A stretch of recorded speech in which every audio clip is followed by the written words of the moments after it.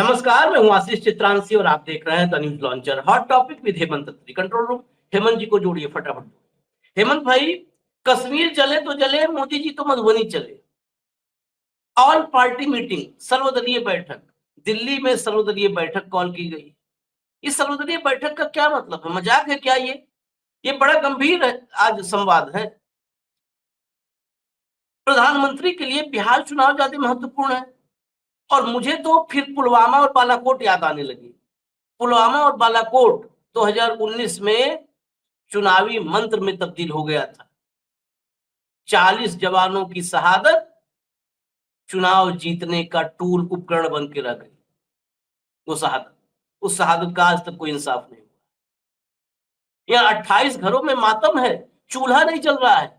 जहां चूल्हा नहीं चल रहा है वहां चुनावी भाषण होगा। हाँ, इसमें मुझे पूरा यकीन है कि चुनावी जब भाषण होगा मधुबनी में, तो उसमें देखिएगा परिवारजनों को लेकर के थोड़ा इमोशनल पुट होगा।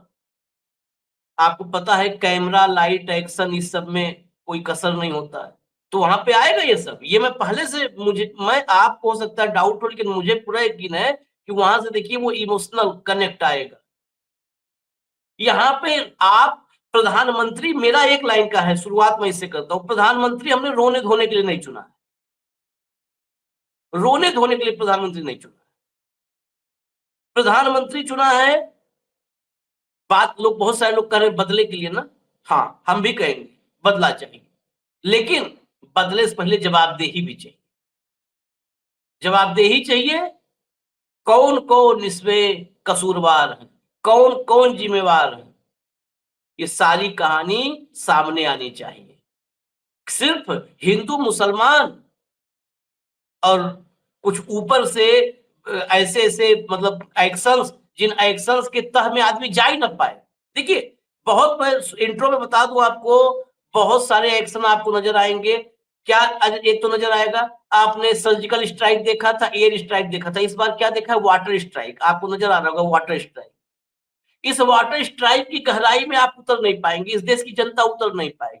पता ही नहीं है सिंधु जल समझौता क्या, कौन। आपको घर में बैठे यही ना, आप कल कल रात से और सुबह तक, जब तक ये कार्यक्रम है, आप टीवी चला लीजिए, पूरा पाकिस्तान प्यासा मर रहा होगा।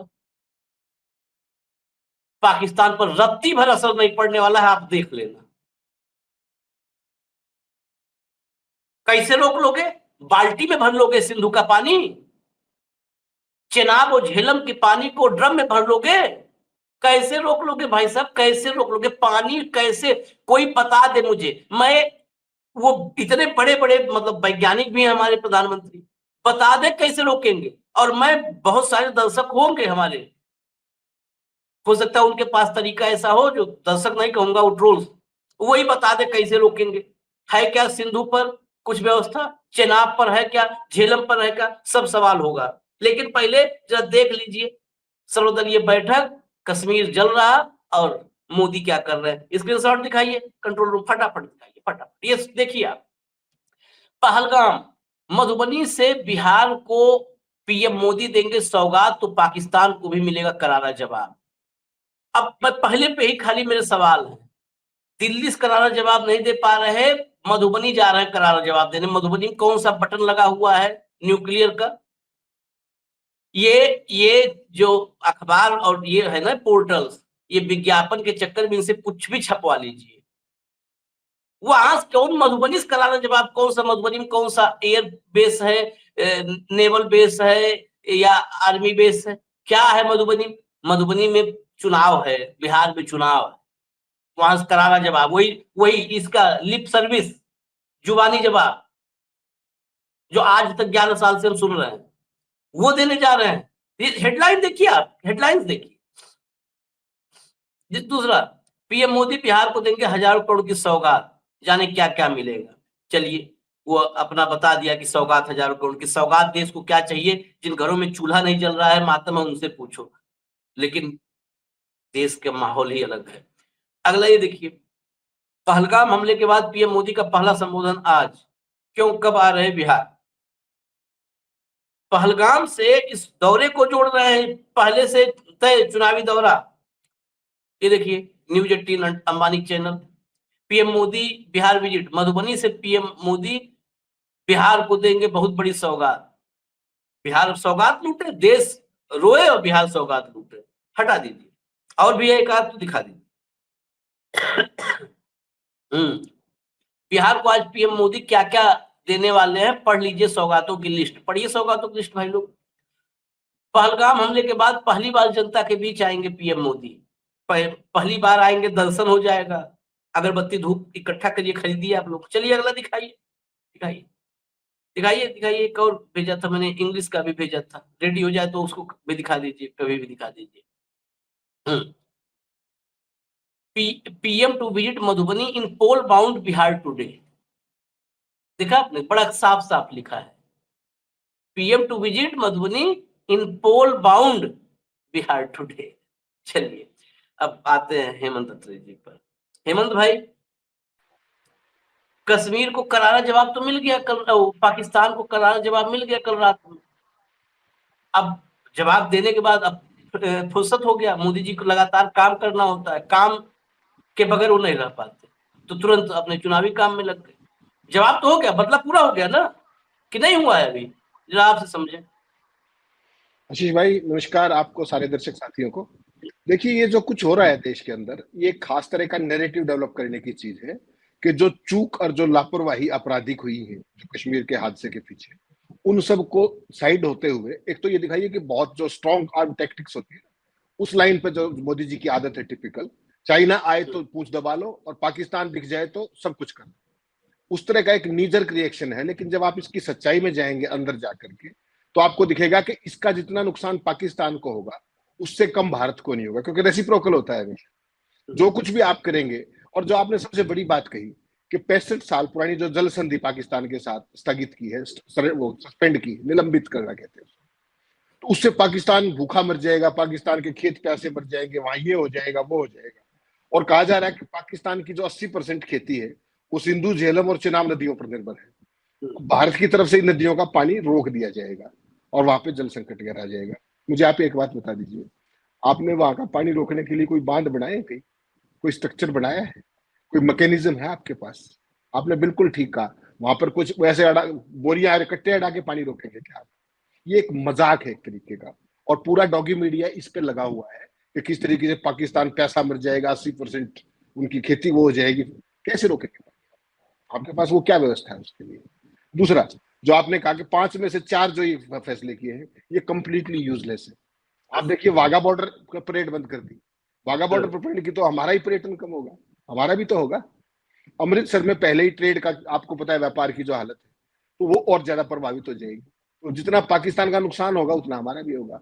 फिर कह रहे हैं कि अटारी बॉर्डर को हमने बंद कर दिया, बहुत अच्छा किया। पाकिस्तानी नहीं आ पाएंगे तो भारतीय भी तो नहीं जा पाएंगे, ये पाकिस्तान पाकिस्तान के लिए बंद है। देखिएगा चीजों का, इनका देखिए नीजर रिएक्शन इसको बोलते हैं। उसके बाद क्या है कि अपना बीच में खाली बीच में अटारी बॉर्डर से कौन सा ऐसा लाखों सैलानी आ रहे या व्यापार हो रहा था कि अटारी बॉर्डर रोक दोगे तो पाकिस्तान का नुकसान हो जाएगा? अटारी बॉर्डर से पाकिस्तान को लाभ क्या हो रहा था या भारत को क्या लाभ हो रहा था? वो तो सिर्फ एक एक सिंबॉलिक, मैं तो जितना समझता हूँ सिंबॉलिक ही था ना, कि भारत पाकिस्तान के बीच की एक सीमा को, एक गेट को, अटारी बॉर्डर को एक बाई रोड ओपनिंग है, उसके अलावा ज्यादा कुछ लंबा चौड़ा सारा व्यापार वगैरह ठप पड़ा पहले से, कोई खास बात नहीं उसकी। तो ये मैंने वही कहा कि वो सिंबॉलिक जेस्चर्स ज्यादा है, वो जो यूं दिखाने के लिए कि 56 इंची ये कर दिया वो कर दिया, उस पे ज्यादा है। इसका कोई जमीन पे कितना असर होगा वो देखने की बात है, और उसका कोई लंबी चौड़ी कहानी है नहीं। नंबर 1, आपने फिर कहा कि डिफेंस अटैची हमारे वापस आ जाएंगे, जितने भी हमारे सलाहकार होते हैं एम्बेसीज के, पाकिस्तान हमारे वापस आ जाएंगे, पाकिस्तान को भी निकालने पड़ेंगे यहाँ से। तो दोनों का बराबर का हुआ, बताइए उनका अलग से क्या हो गया? एम्बेसी का जो सेक्शन था उनके यहाँ 55 है, उनको बोल दिया भाई 30 रहेंगे, तो हमारे भी कम हो। तो what is so great that he has done, बता दीजिए। और जब आपने कहा कि इंडस वाटर ट्रीटी को हमने निलंबित कर दिया, निलंबित तो कर दिया, उसका लाभ क्या होगा आपको? उस पानी को कहाँ रोकेंगे आप? रोकने का कोई मैकेनिज्म है आपके पास? तो लेकिन वो भगतों के लिए एक होमवर्क मिल गया बढ़िया फर्स्ट क्लास। अब वो ये नहीं पूछेंगे कि वो इतना बड़ा नाकामी हो गई। पाकिस्तान के आर्मी चीफ ने 16 तारीख को क्या कहा था कि हम कश्मीरियों के संघर्ष को अपना समर्थन देते रहेंगे। 6 दिनों तक कुछ नहीं किया वहां पर, उसके बाद इतना बड़ा हमला हो गया। 25 साल का सबसे बड़ा हमला हुआ है पर्यटकों के ऊपर कश्मीर के। वहां पर सुरक्षा बल क्यों नहीं थे, पुलिस क्यों नहीं थी, सेना क्यों नहीं थी, और 1.5 घंटे तक पुलिस क्यों नहीं पहुंची हादसे के बाद भी, इतने बड़े जनसंहार के बाद भी, ताकि इस पर ध्यान ना जाए। और आपने दूसरा देखा, परसों आपने आज तक का कल हमने दिखाया था, कल आपने देखा कि अमित शाह जब उनके परिजनों से मिल रहे थे मृतकों के श्रद्धांजलि देने के बाद, तो वहां किस तरीके से एएनआई ने पूरे वीडियो को म्यूट कर दिया था, म्यूट किया। देखा था। तो बेसिकली क्या चीज है ये, कि ये सारे का सारा एक नैरेटिव जो राष्ट्रवाद की आंधी दौड़ाने का जो खेल होता है, उसके मोदी जी सीधा चैंपियन है डॉगी मीडिया के जरिए। डॉगी मीडिया को कल से काम मिल गया कि देखिए 5 ऐसे वो कर दिए कि हमने पाकिस्तान की जगलर ही बंद कर दी। जगलर वेन ये वेन होती है मेन, जिससे ब्लड की सप्लाई होती है, जो पाकिस्तानी चीफ ने कहा था, उसको यहाँ वही प्रोपेगेट किया जा रहा है कि 5 ऐसे बड़े फैसले ले दिए मोदी जी ने कि जो पहले कभी नहीं लिए गए। और सिंधु जल समझौते की अगर आप बात करेंगे, तो सिंधु जल समझौता, हमारी 3 लड़ाई हो चुकी है पाकिस्तान के साथ। ये समझौता हुआ था 1960 के अंदर, तब भी हमने कभी वो जो है जल समझौते को रद्द नहीं किया या निलंबित नहीं किया। तो इस बार उसको इतना बड़ा बाउंडर बना के दिखाया जा रहा है कि पहली बार उसको सस्पेंड कर दिया। सस्पेंड तो कर दिया, लाभ क्या होगा उसको, आपको क्या लाभ होगा बताइए। और यूनिलेटरली क्या आप सस्पेंड कर सकते हैं इंटरनेशनल ट्रीटी को, दूसरी बात है। तो कुल मिलाकर के ऑप्टिक्स क्रिएट, जो आपने कहा ना इंट्रो में कि ऑप्टिक्स क्रिएट करने के माहिर, सऊदी अरब का दौरा छोड़ के आ रहे हैं, एयरपोर्ट पर मीटिंग कर रहे हैं, सऊदी अरब से मीटिंग डायरेक्ट ज्वाइन कर रहे हैं, अमित शाह को वहां भेज रहे हैं। भाई अगर ये काम सारे पहले कर लिए होते तो ये सब नहीं करना पड़ता। जो 60 गाड़ियों का काफिला अमित शाह और मोदी के पीछे चलता है, अगर उनमें से 5 गाड़ियां अगर वहां लगा दी होती पहलगाम में, तो ये हादसा ना होता। 28 घरों के चिराग ना बुझते। इनसे कोई पूछने वाला नहीं है। इंटेलिजेंस एजेंसियां क्या कर रही थी? जम्मू कश्मीर के एलजी अब भी अपने पद पर क्यों? यूनिफाइड कमांड जो है, जो कश्मीर के अंदर, पूरी सुरक्षा की जिम्मेदारी उसकी, और कश्मीर आज की तारीख में यूनियन टेरिटरी है। एलजी सारी की सारी मीटिंगें लेते हैं। पैरामिलिट्री फोर्सेस, पुलिस और आर्मी, ये तीनों किसके पास है? एलजी के पास। Intelligence fail, unified command fail, LG भी अपने पद पर बने हुए, गृह मंत्री भी अपने पद पर बने हुए, प्रधानमंत्री से कोई सवाल नहीं पूछ रहा है। क्या है? धर्म पूछ करके गोली मार दी। ये जो एजेंडा है, इसको बहुत सक्सेसफुली चलाने की कोशिश की जा रही है। और आज देखिएगा आप, अभी तक प्रधानमंत्री का पहलगाम हादसे को लेकर, नरसंहार को लेकर केवल एक ट्वीट आया है। आज देखिएगा वो किस तरीके का 56 इंची दिखाएंगे वहां जाके बिहार में। आपको ध्यान होगा ना, गलवान के अंदर जब हमारे शहीद हुए थे सैनिक, वो पलटन कहाँ की थी? बिहार पलटन थी वो, याद होगा ना आपको। आज, और वो चाइना के साथ था, तो प्रधानमंत्री की आवाज नहीं निकली थी उस समय, नहीं निकली थी। और बाद में क्या कह रहे थे, ना कोई आया है ना कोई घुसा है। लेकिन आज कल ये सब हुआ, कल मीटिंग ली, फला किया। आज ऑल पार्टी मीटिंग है दिल्ली के अंदर शाम को 6 बजे। उसमें कौन जाएगा, उसकी अध्यक्षता कौन करेगा? राजनाथ सिंह, क्योंकि प्रधानमंत्री के लेवल से छोटे का काम, उनको तो मधुबनी में भाषण देना है। वहां जाकर के आज पूरे चुनाव का आप देखिएगा, एक शोर करना पड़ेगा आपको, मैं भी बता रहा हूँ। प्रधानमंत्री जी वहां दहाड़ेंगे पूरा पाकिस्तान को लेकर। क्यों? हाँ, क्योंकि पाकिस्तान को ब्रोबीट करना उनका और उनके भक्तों का फेवरेट शगल है। पाकिस्तान को कुछ ही गाली गलौज करते रहो, क्या फर्क पड़ता है? अरे एक नंगा भूखा नंगा देश है, उसके ऊपर वो करके प्रहार करके आप क्या पढ़ना चाहते हैं? 11 साल से आप प्रधानमंत्री हो, आपने बॉर्डर क्यों नहीं बंद किया अब तक? इफेक्टिवली क्यों नहीं घुसपैठ रोकी? जब वहां का चीफ ये कह रहा था 16 तारीख को, उसके बाद आपने क्या स्टेप्स उठाए? इंटेलिजेंस क्यों फेल हुई? सेना क्यों नहीं थी वहां पर? 1.5 घंटे तक क्यों नहीं पहुंचे? कितने लोग तो ऐसे ही मर गए होंगे ज्यादा ब्लीडिंग के कारण। अगर फौज होती वहां पर, पैरामिलिट्री होती, पुलिस होती, वहां पर एक होमगार्ड भी नहीं था, कोई सवाल नहीं पूछ रहा इस बात का। और कल देखा आपने इस तरीके से नायब सिंह सैनी के सामने, जो अपने करनाल के जो लेफ्टिनेंट थे, उनकी बहन ने किस तरीके से दाड़े मार के कहा कि मेरा भाई बच जाता अगर 1.5 घंटा, तो कोई 1.5 घंटे तक कोई आया ही नहीं। तो आप सोचिए, ये सरकार की जो सरे आम नाकामियां थी, उनको छुपाने के लिए पूरा डॉगी मीडिया अपने अंदाज में लगा हुआ है, राष्ट्रवाद की भावना पैदा करनी है। सवाल ये पूछिए कि 11 साल से आप हैं, घुसपैठ हो कैसे रही है? आपने तो ये कहा था कि कश्मीर के अंदर आतंकवाद खत्म हो गया। अभी 8 तारीख की स्टेटमेंट कल हमने दिखाई दी थी, सारे का सारी स्टोरी दिखाई हमने, कल चर्चा की उस पर। पूरी की पूरी जो जम्मू कश्मीर में जो है क्या माहौल चल रहा है, केंद्र सरकार के इशारे पर कि सब कुछ ठीक है, सब कुछ नॉर्मल है, आतंकवाद खत्म हो गया है। फिर ये क्या है? ये कैसे हो गया? 150 किलोमीटर दूर चल करके, बॉर्डर से 150 किलोमीटर जहां पर हादसा हुआ है, 24 घंटे हो गए हैं, 24 घंटे उस हाथ, 24 से ज्यादा हो गया, अब तो 36 घंटे हो गए। बता दीजिए आपके पास क्या क्लू है? क्लू कब होता? जब उनसे कोई कांटेक्ट होता, टेररिस्टों से। टेररिस्टों से कांटेक्ट कब होता? जब आपकी वहां पर फोर्सेस अवेलेबल होती, मौजूद होती, कोई एनकाउंटर होता, उनका पीछा किया जाता। आप तो आई विटनेस अकाउंट के ऊपर तो सारे के सारे स्केचेस बना रहे हो, आपका तो मच्छर भी नहीं था वहां पर। जिस जगह पर पहलगाम के अंदर 2000 पर्यटक हों और वहां पर एक होमगार्ड का जवान भी ना हो रहा, इसका जवाब कौन देगा? आशीष भाई, जाइए आप मधुबनी में, करिए जो कुछ करना है, लेकिन वो 28 वोटों का हिसाब तो मांगेगा कोई या नहीं मांगेगा? और उसके ऊपर सांप्रदायिक प्रचार। तो ये सारी चीजें हैं। अभी देखिएगा मधुबनी में क्या क्या बोलेंगे वो, हमने ये कर देंगे, हम वो कर देंगे। क्या कर नहीं देंगे नहीं, आप?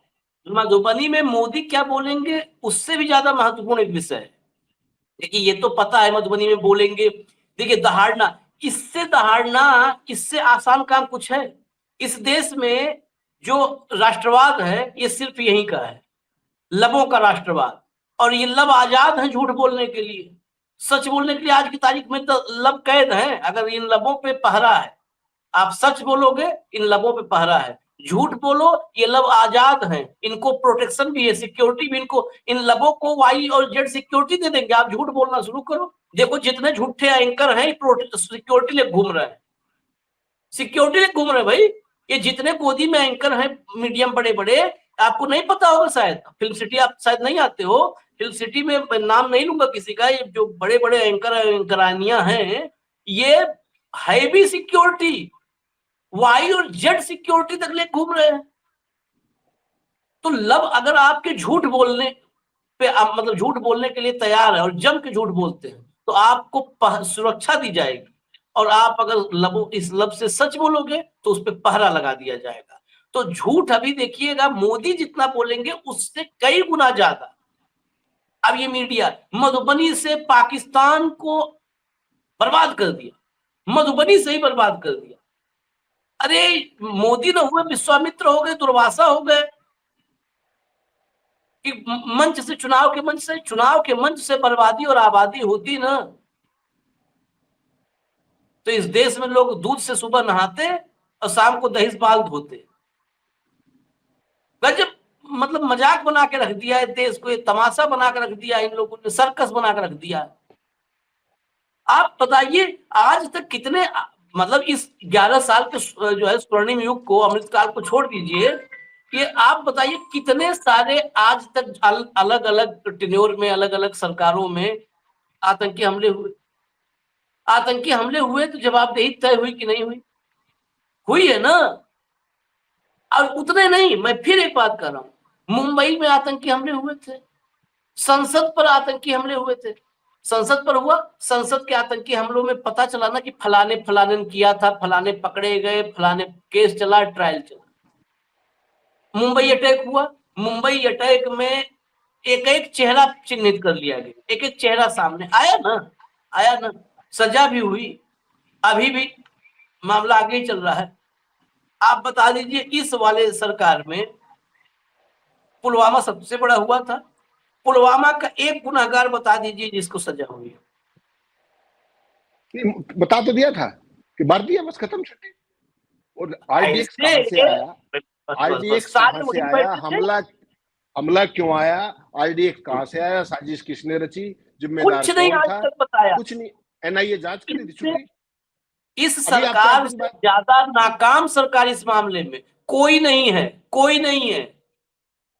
बिल्कुल अभी सीधा 4, सुनिए और साथ में कर रहा हूं, कोई नहीं है। बताइए ना आरडीएक्स कहां आया, 6 साल बाद नहीं पता कर पाए। मुंबई में तो कौन सा बोट नंबर था, बोट कहां से आई थी, कहां से गई थी, सब पता चला था ना। क्यों नहीं पुलवामा पता चला, क्यों नहीं चला?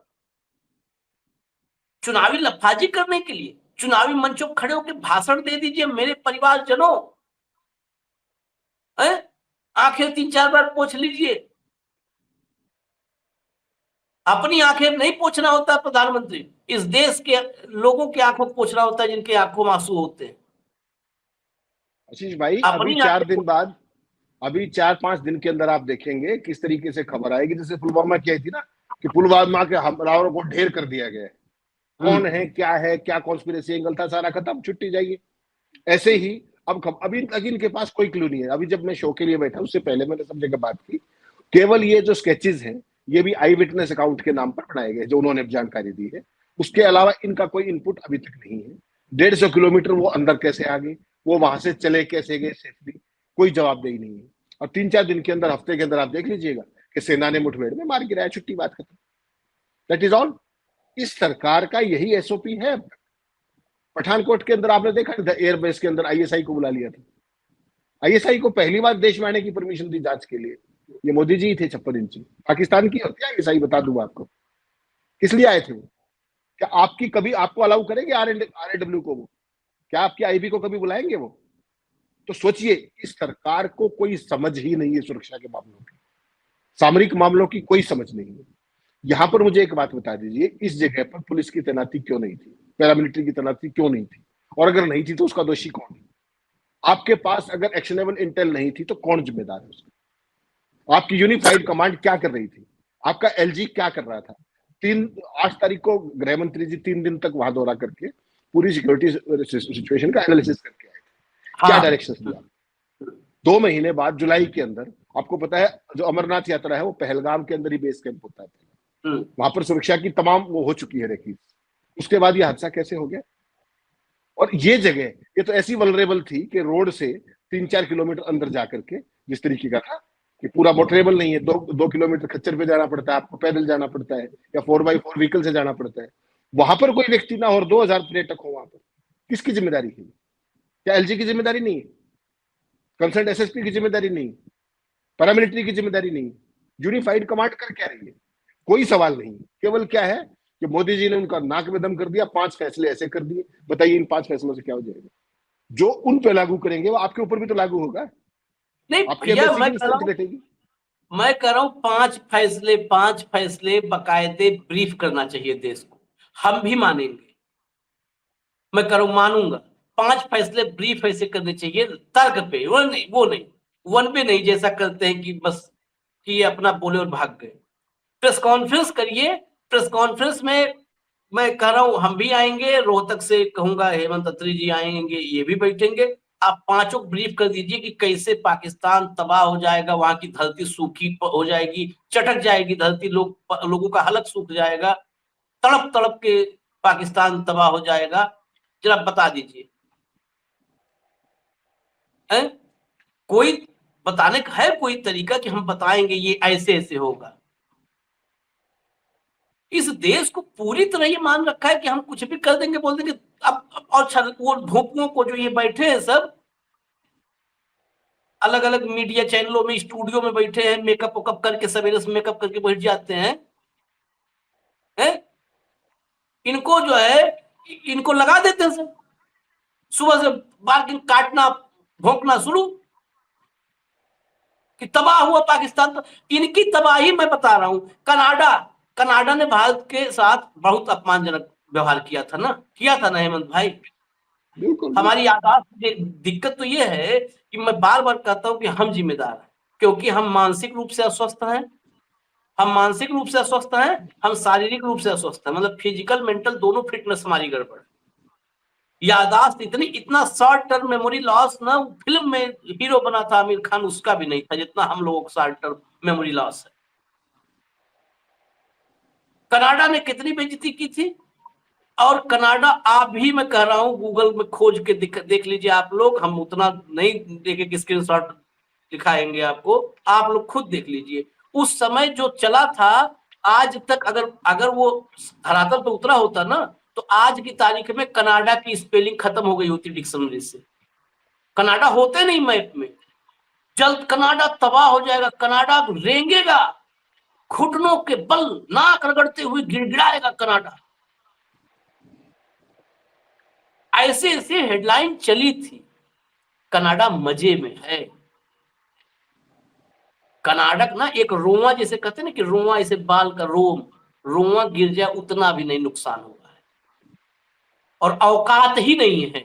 ये जो हमारी लीडरशिप है, इसकी औकात नहीं। लीडरशिप की औकात, देश की औकात बहुत है, 143 करोड़ का देश है, बहुत औकात है। हमारी लीडरशिप की औकात नहीं है कि वो रोआ नुकसान कर दे किसी का। फरेब करते हैं, फरेब करते हैं, आशीष सिर्फ भाई, फरेब।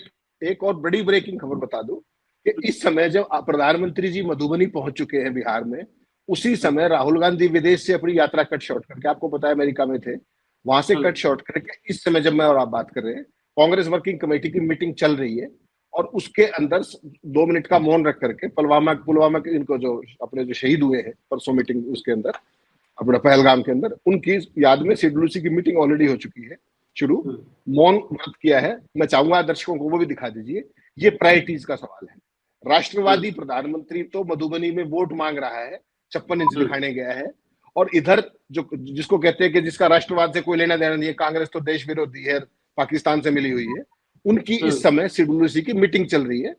खड़गे हैं, सोनिया गांधी खुद है, पूरी की पूरी कांग्रेस पार्टी की टॉप बॉडी। अभी तक आपने बीजेपी का सुना, अभी तक एनडीए का सुना आपने कि उन्होंने कोई मीटिंग की है? ये फर्क है कि केवल और केवल मसल फ्लेक्सिंग करते रहिए, जबानी लफाजी करते रहिएगा। मैं कहूंगा कंट्रोल रूम को भेजा है मैंने सारे फोटोग्राफ, हाँ, फटाफट फटाफट दिखाइए जरा, ये दिखाते रहे साथ के साथ में। तो बेसिकली क्या है कि ये प्रायोरिटीज का खेल है। प्रधानमंत्री एयरपोर्ट पे मीटिंग की, घर पे आके मीटिंग की, ये फैसले कर दिए, छुट्टी, मधुबनी निकल गए अपने। और कांग्रेस पार्टी का जो, जिसको आप सबसे बड़ा ये कहते हो, वहां पर अब सिडलूसी की मीटिंग चल रही है। ये देखिए आप इस समय, ये लाइव पिक्चर है।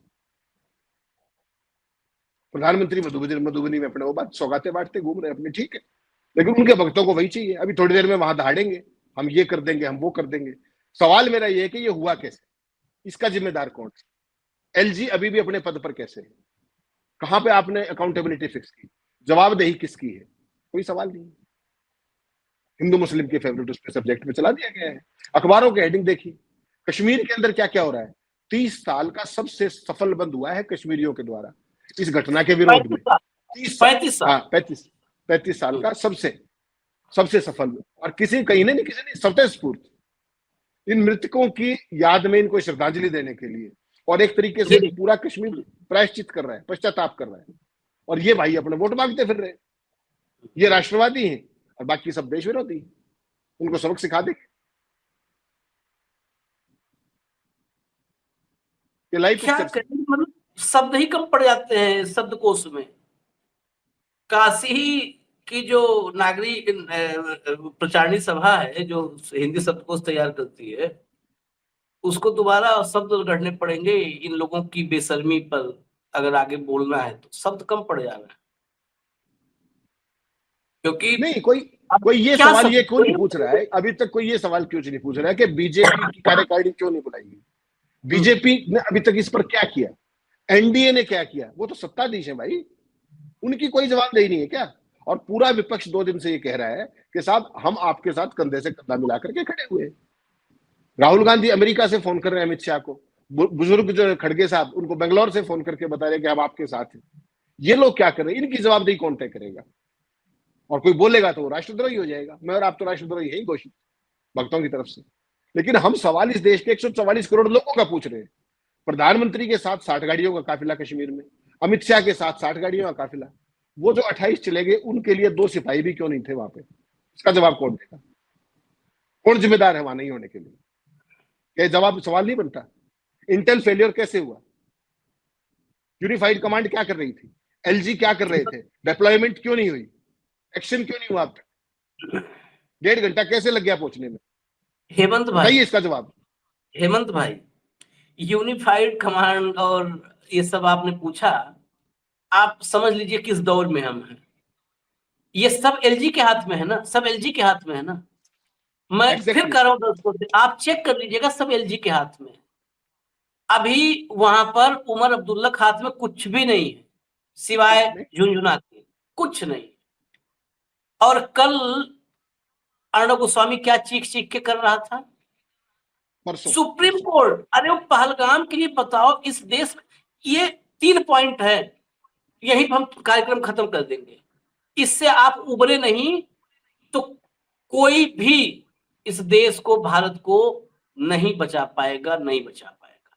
ये पाकिस्तान और आतंकवाद से नहीं, हम अपने ही जिस डाल पे बैठे होंगे उस डाल को काट रहे हैं। आपको हो सकता है थोड़ा कठोर लगे, आप समझिए। देश चला रहे हैं मोदी जी, ओवरऑल हर मंत्रालय वही चला रहे हैं, अमित शाह चला रहे हैं, हर आदमी रिपोर्ट अमित शाह को करता है। देश की सुरक्षा की जिम्मेदारी उनकी है, अमित शाह की है। अमित शाह से एक सवाल नहीं किया, मोदी शाह से कोई सवाल। पहला एलजी, अभी दूसरा कहा हेमंत भाई ने, जो भी वहां यूनिफाइड कमांड और हेनतेन है, सब कुछ एलजी के हाथ में, सारा बटन वहां एलजी के हाथ में, एलजी का आदेश पे चल रहा है। एलजी से कोई सवाल नहीं। ठीक है, सवाल किससे हो रहा है? सवाल किससे हो रहा है? सुप्रीम कोर्ट से। ये दोष सुप्रीम कोर्ट पर है, उसने चुनाव करने का आदेश दे दिया। क्या मतलब है उमर, ये कैसे आपके दिमाग से कैसे खेला जा रहा है कि उमर अब्दुल्ला ने लापरवाही की हो? अरे उसके हाथ में कुछ है ही नहीं है, तो लापरवाही कौन करेगा? कैसे दिमाग से आपके खेला जा रहा है? जिसके हाथ में कुछ नहीं है, आपका ध्यान उधर लेके जा रहा है। उसके बाद देश में मोदी शाह, सत्ता में 11 साल से मोदी शाह। अभी आप देखिएगा, अभी शुरुआत हुई है, विपक्ष पर आएगा कि ये कौन पैदा किया? मुस्लिमवादी ताकतें। मुस्लिमवादी ताकतें कौन है? मुस्लिमों को जो है, मुस्लिमों को जो है वो करने के लिए, उनका तुष्टीकरण करने के लिए कांग्रेस, समाजवादी पार्टी, राष्ट्रीय जनता दल। अभी बिहार में होगा, इसी बिहार के चुनाव में, और हो सकता है मोदी जी आज इनडायरेक्टली बोले, क्योंकि अल्टीमेटली तो चुनाव के लिए गए हैं ना भैया। वो 28 मऊ तो क्या लेना देना है? वो होता तो यहाँ सर्वदलीय बैठक में प्लानिंग करते और देश के सामने प्लान रखते। वो ट्रंप पागल ही सही, सनकी ही सही, आप जो मान लें, वो कहता है ना कि हम पूरे देश का टैक्स हटा देंगे। कैसे हटाएंगे? हम व्यापार संतुलन अपने पक्ष में करेंगे, जो देश हमारा फायदा उठा रहे हम नहीं उठाने देंगे। वो कर पाए ट्रंप न कर पाए, देश को बताता है ना कि हम ये जितना पैसा, हम व्यापार संतुलन हमारे पक्ष में नहीं है, हम गंवा रहे हैं, हम दोबारा इंडस्ट्री अपने यहाँ लाएंगे, ला पाए न ला पाए, हम दोबारा लाएंगे इंडस्ट्री, हम अपनी आय बढ़ाएंगे और अपने नागरिकों से टैक्स घटाएंगे। कुछ तो दिखा रहा आदमी, यहाँ कुछ नहीं। हिंदू मुसलमान के पीछे 11 साल से हिंदू मुसलमान और राष्ट्रवाद। राष्ट्रवाद कौन सा? यही लबों का राष्ट्रवाद, जुबानी राष्ट्रवाद। इसके पीछे किसी बंकर में बैठे हैं, इनको इन पर कुछ नहीं फर्क है, बंकर में बैठे। बाहर देश की दशा, कल भी हमने कहा था 1947, 15 अगस्त 1947 के बाद, मान लीजिए बहुत हो तो 48 तक कर दीजिए, क्योंकि जब तक भारत पाकिस्तान में थोड़ा टसल तनाव था, उसके बाद संपूर्ण भारत इतने तनाव के दौर में कभी नहीं रहा है जितना 2014 से। संपूर्ण भारत की बात कर रहा हूं मैं, पंजाब और कश्मीर और मणिपुर की नहीं, संपूर्ण भारत। आप जहां पर चैन से रोटी खा रहे हैं ना, वहां पे भी घर से बाहर निकलेंगे तो आपको एक मानसिक तनाव महसूस होगा, क्योंकि कहीं आपको कोई गुफरान नजर आएगा, कहीं कोई इमरान नजर आएगा, और नजर आएगा तो आपके मन में तनाव पैदा होगा। ये मानसिक तनाव पैदा किया है पूरे देश में, हर घर में, हर घर में, हर परिवार में, हर गली में, हर मोहल्ले में, हर गांव में, हर चौबारे में ये तनाव। आशीष भाई, भय और असुरक्षा, इनके कार्यकाल को केवल 2 शब्दों में आप कर सकते हैं। भय, हर व्यक्ति भयभीत है, हर व्यक्ति के अंदर असुरक्षा है, और अगर उसको आप कल्बिनेट करेंगे तो उसको वो जाता है अनिश्चितता की तरफ, पता नहीं क्या होगा, अनसर्टेनिटी। यही, और आपने एक चीज गलत कह दी कि ट्रंप ने, ये हमारे वाले ने भी बहुत कुछ कहा था, जैसे उसने ट्रेड का किया ना कि हम टैक्स माफ कर देंगे। हमारे वाले ने तो 15-15, 20-20 लाख रुपए वैसे ही दे दिए थे आपको, काला धन जब वापस आया तो आपके पास पहुंचे नहीं, मुझे नहीं पता। 15-15, 20-20 लाख रुपए वही थे। रामदेव क्या कह रहा था? 40 रुपए लीटर तेल मिलेगा आपको, इनकम टैक्स नहीं लगेगा देश के अंदर। ये कितनी बार सुना था आपने 2014 से पहले? तो हो तो गया सारा। और अब चेक दे रखा है, ब्लैंक चेक आपको 2047 का, कि 2047, अब 2022 कुछ नहीं है, 2024 कुछ नहीं है, अब सीधा 2047 है, विकसित राष्ट्र, और उसके बाद क्या? विश्व गुरु भारत। तो 22 साल का पोस्ट डेटेड चेक, जैसे महिला आरक्षण है, उसकी तारीख आज तक भी नहीं पता। तो उसी काम के माहिर हैं ये लोग। और ये कल्पना कीजिए कि देश के अंदर इतनी बड़ी चीज हुई है। कल जब ये, परसों ये हादसा हुआ, अभी तक तो आज भी अंतिम संस्कार चल रहा है तमाम जगह, बॉडीज आज पहुंची, तमाम जगह पे अंतिम संस्कार आज चल रहे हैं। प्रधानमंत्री मधुबनी में रैली जाके वोट मांग रहे हैं, सोचिए आप। कल जब ये सब चल रहा था, श्रीमान नीतीश कुमार, बिहार के भावी मुख्यमंत्री, मौजूदा मुख्यमंत्री, वो एयर शो देख रहे थे बैठ के पटना के। क्या हो गया था पटना के अंदर? Air force air show for what? Surya की टीम किस लिए गई थी? क्या कर दिया नीतीश कुमार मोदी ने वहां पर, कि वहां पर ऐसे दिन, ऐसे हादसे के दिन पूरा देश शोक में था, वो एयर शो का आनंद ले रहे थे वहां पर। देखा होगा आपने कल। तो इनके अंदर कोई संवेदना भी बची है क्या? ये किस तरह के लोग हैं भाई? नीतीश कुमार का तो बात ही मत करिए। वो आदमी, वो इस देश की राजनीति पर ऐसा धब्बा इस देश की राजनीति पे है ना, जिसको आप नींबू से मिटाओ, किसी चीज से छुड़ाओ, धब्बा छूटने वाला नहीं है कि नींबू से रगड़ के छुड़ा लो, इससे रगड़ के छुड़ा लो, नहीं छूट, ऐसा धब्बा है इस देश की राजनीति। खैर अभी इजाजत दीजिए, हम फिर अभी, क्योंकि लगातार आज देखना है जरा क्या क्या इस देश के सामने लिप सर्विस के जरिए क्या क्या परोसा जाता है, ये देश को कैसे एकदम विश्व गुरु रातों रात फिर ओवरनाइट बनाया जाता है, कैसे भी पाकिस्तान नाक रगड़ेगा। आप इंतजार करिए हेडलाइंस का, लगातार चल ही रहा है, नाक रगड़ेगा, घुटनों पाएगा, पाकिस्तान तबाह हो जाएगा, घरों में चूल्हे नहीं जलेंगे, रोटियां नहीं मिलेंगी, पाकिस्तानी जो है वो कर देंगे, अपनी सरकार के खिलाफ खड़े हो जाएंगे, ये हालत होगी। खैर हम आएंगे उसको लेकर के। न्यूज लॉन्चर आप देखते रहिएगा और थोड़ा सा सच देखते रहिए, न्यूज लॉन्चर भले न देखिए, सच जरूर देख लीजिए, फिर हम आएंगे। इसलिए अभी हम आज अलविदा नहीं कहेंगे, हेमंत भाई के साथ भी हो सकता है दिन में एक आध बार और आना पड़े आज, तो अभी फिलहाल बस एक अल्प विराम के लिए हम रुकते हैं। नमस्कार।